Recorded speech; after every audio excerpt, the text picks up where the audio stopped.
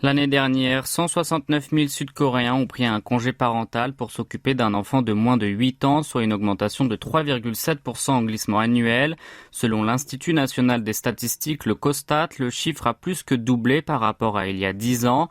Parmi eux, les pères sont approximativement au nombre de 38 000, représentant 22,7% et dépassant ainsi pour la première fois la barre des 20%. Leur nombre a été multiplié par près de 20 fois en 10 ans.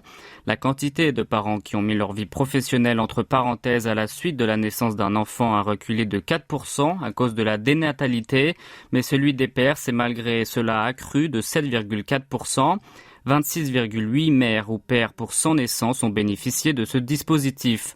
Selon le COSTAT, cette hausse s'explique par la pandémie de Covid-19 en plus de l'élargissement de ce système de bien-être social.